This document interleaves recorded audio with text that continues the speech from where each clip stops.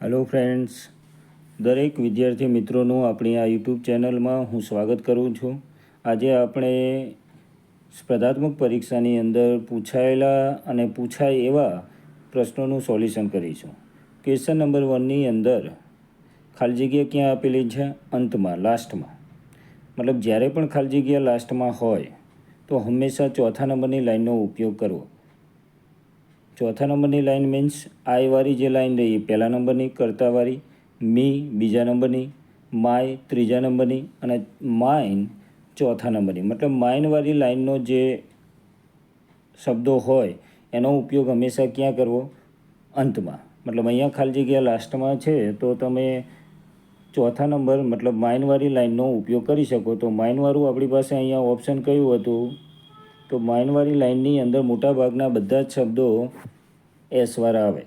Mine, hours, yours, theirs, his અને hers. માટે અહીંયા આન્સર શું થશે? ધેર્સ. નંબર 2. નંબર 2ની અંદર જો વાક્યની શરૂઆતમાં એક શબ્દ લખ્યો છે. કયો શબ્દ છે? હુમ. જ્યારે પણ હુમથી ક્વેશ્ચન પૂછવામાં આવેલો હોય ત્યારે જવાબમાં હંમેશા કર્મનો ઉપયોગ કરાય અને કર્મ આપણી પાસે ઓપ્શનમાં કયા હતું? સેકન્ડ નંબરનો, હર ઓર હિમ. માટે આન્સર થશે સેકન્ડ નંબર, હર ઓર હિમ. જો હુમની જગ્યાએ હુથી ક્વેશ્ચન પૂછેલો હોય તો કર્તા મુકાય.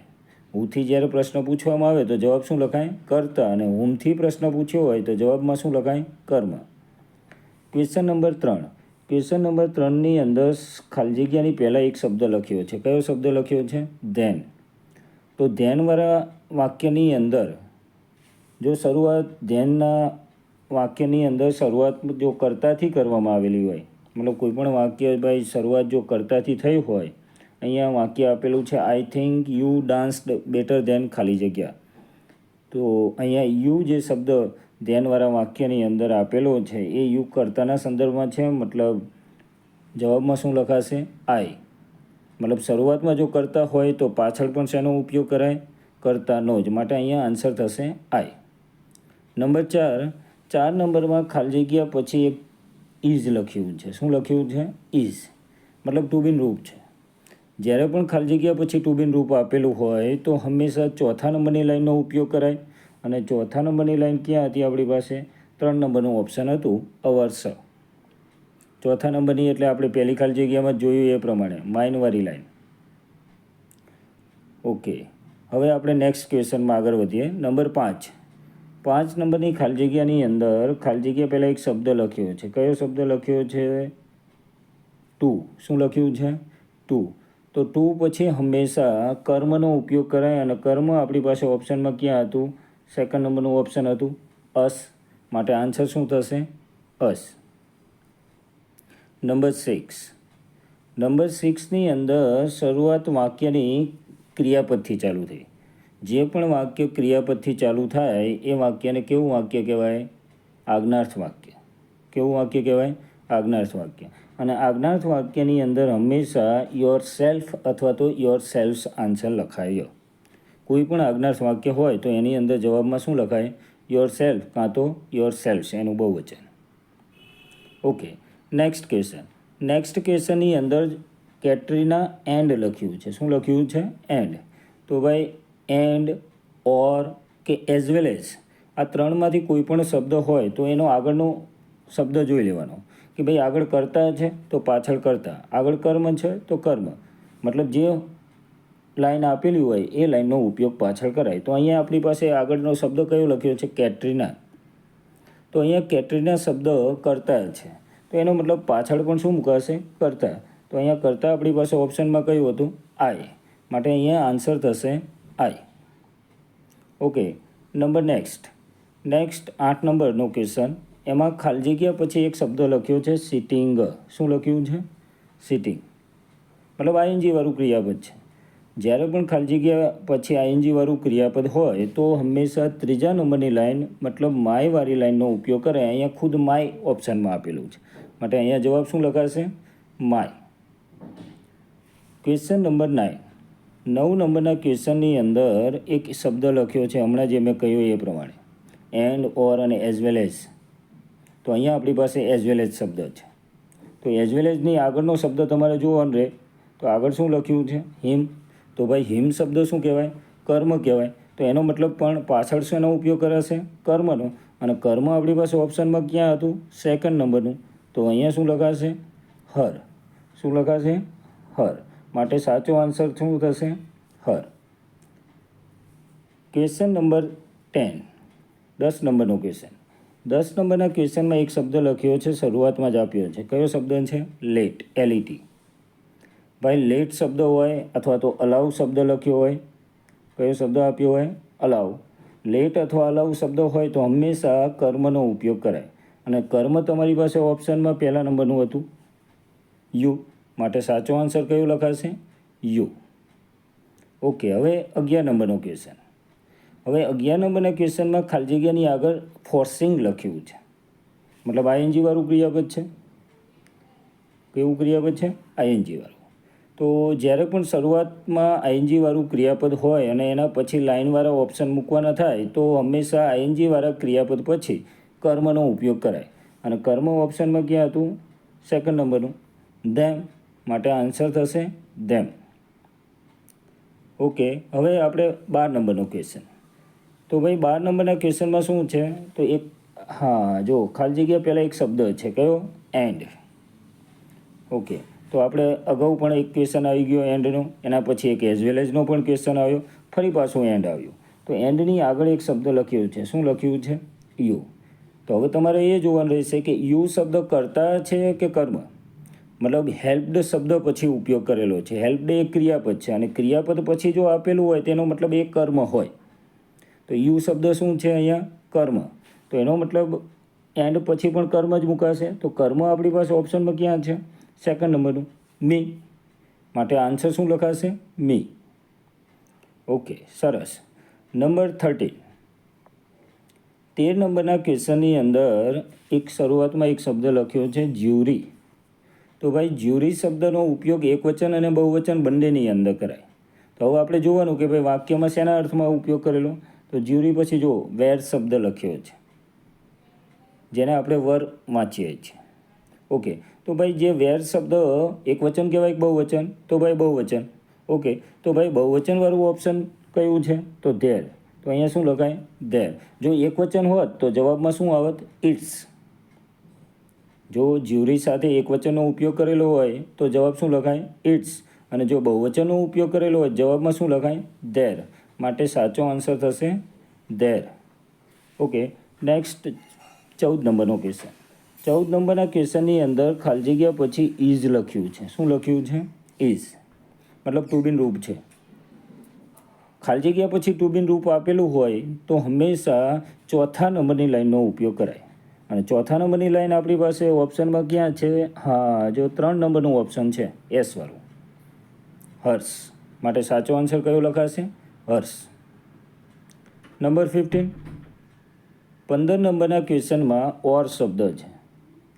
જ્યારે પણ ઓર શબ્દ આપેલો હોય તો ખાલી જગ્યાના નજીકના કર્તાને ધ્યાનમાં લઈને મુકાય. તો ખાલી જગ્યાનો નજીકનો કર્તા કયો છે? રેશમા. તો રેશમાના ધ્યાનમાં લઈ આપણે શેનો ઉપયોગ કરી શકીએ વિશેષણ તરીકે? હર. શું મુકાય? હર. કારણ કે ધેર અને ધેર્સ એ પોતે બહુવચનમાં મુકાય. અને રહી વસ્તુ હર્ષ, તો હર્ષનો ઉપયોગ તમે વિશેષણના સંદર્ભમાં કરી શકો નહીં. એનો ઉપયોગ પ્રોનાઉનના સંદર્ભમાં થાય. ઓકે. ક્વેશ્ચન નંબર નેક્સ્ટ 16 નંબરનો ક્વેશ્ચન. 16 નંબરના ક્વેશ્ચનમાં એક શબ્દ લખ્યો છે ખાલી જગ્યાની આગળ, હુ. જ્યારે પણ હુ શબ્દ હોય ને હુ પછી ખાલી જગ્યા આપેલી હોય તો હંમેશા હુની આગળનો જે શબ્દ રહ્યો ને એને ધ્યાનમાં લેવાનો. તો હુની આગળનો શબ્દ કયો લખ્યો છે? બ્રધર્સ. મતલબ બહુવચન છે. તો બહુવચન સાથે પણ હંમેશા ટુ બિન રૂપ બહુવચન જ વપરાય. અને બહુવચન આપણી પાસે ટુ બિન રૂપ કયું આપેલું છે ઓપ્શનમાં? બહુવચનવાળું ઓપ્શનમાં કયું છે આપણી પાસે ટુ બિન રૂપ? તો આર આપેલું છે. જો 3 ઓપ્શન છે આપણી પાસે, એમ, ઇઝ અને આર, એમાંથી બહુવચનવાળું ઓપ્શન કયું છે? આર. માટે અહીંયા સાચો જવાબ થશે આર. એવી ને એવી ખાલી જગ્યા 17 નંબરમાં છે. 17માં હુ જ શબ્દ છે.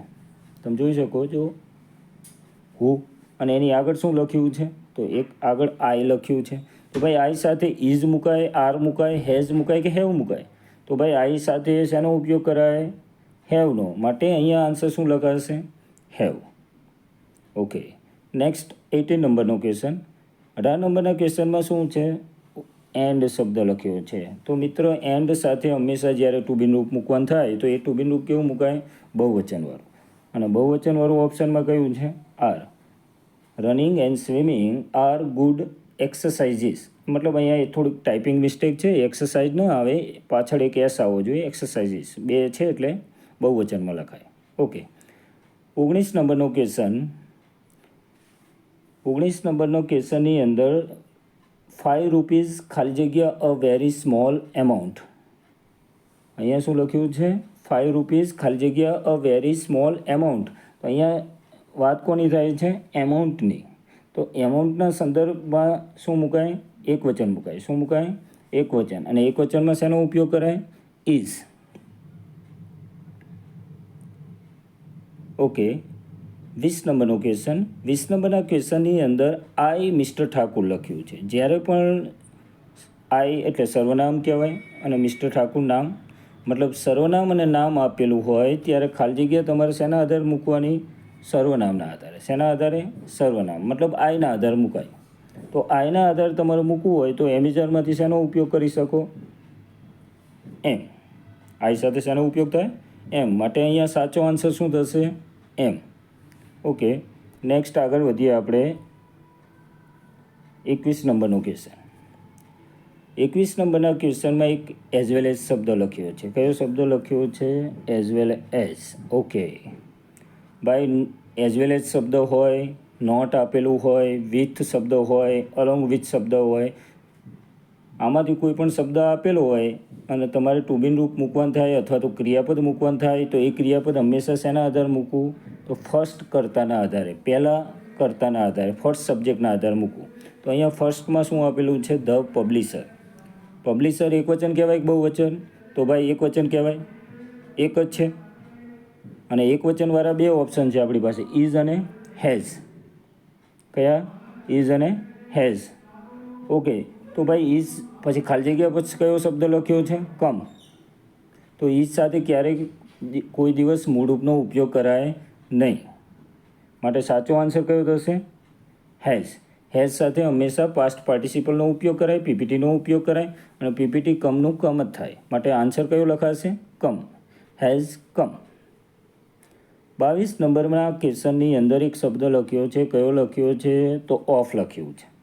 જ્યારે પણ ઓફ હોય ત્યારે ખાલી જગ્યા જ્યારે તમારે મૂકવાનું થાય ટુ બી રૂપ અથવા તો ક્રિયાપદ તો હંમેશા ઓફની પહેલાં જે શબ્દ લખ્યો હોય ને એના આધારે મુકાય. તો ઓફની પહેલાં અહીંયા પર્સન્ટેજ શબ્દ છે. તો પર્સન્ટેજ શબ્દ શું કહેવાય? એક વચન કે બહુવચન? તો ભાઈ એક વચન કહેવાય. તો એક વચનમાં શેનો ઉપયોગ કરાય? ઇઝ. જેટલા એસવાળા ક્રિયાપદ હોય ને એ બધા એક વચનમાં જ આવે. એક વસ્તુ ધ્યાન રાખવાની, is, was, has, does, comes, આ બધા એસવાળા ક્રિયાપદ અને એ બધા શેમાં મુકાય? એક વચનમાં જ. ઓકે. ચલો 23 નંબર. 23 નંબરની અંદર અ બ્લેક એન્ડ વ્હાઇટ કેટ. મિત્રો આ વસ્તુ ખાસ ધ્યાનમાં રાખજો. જ્યારે પણ એન્ડ હોય અને આર્ટિકલ એક જ ઉપયોગ કરેલો હોય, એન્ડ આપેલું હોય અને આર્ટિકલ એક જ આપેલો હોય તો ક્યારેક ક્રિયાપદ કેવું મૂકવાનું? એક વચનવાળું. તો એક વચનમાં શું આવે? મેં કહ્યું એ પ્રમાણે એસવાળું, is. Okay, very good. Number 24. 24ની અંદર એક શબ્દ લખ્યો છે એવરી. એવરી બોય અને એવરી ગર્લ. એવરી આપ્યું હોય કે ઇચ એન્ડ એવરી લખ્યું હોય તો ક્રિયાપદ હંમેશા એવરી સાથે કેવું મુકાય? એક વચનવાળું. અને આપણી પાસે એક વચનવાળું ઓપ્શન કયું હતું? તો ભાઈ ઇઝ હતું. તો ઇઝ મૂકી દો. સાચો આન્સર. નંબર 25. આઈ વિશ. ભાઈ જ્યારે પણ આવું લખેલું હોય આઈ વિશ ત્યારે હંમેશા વેરનો ઉપયોગ કરવો. શેનો? વેર. અને વેર ઓપ્શનમાં ક્યાં હતું? તો ભાઈ ચોથા નંબરનું હતું. વેર ઓપ્શન ક્યાં હતું?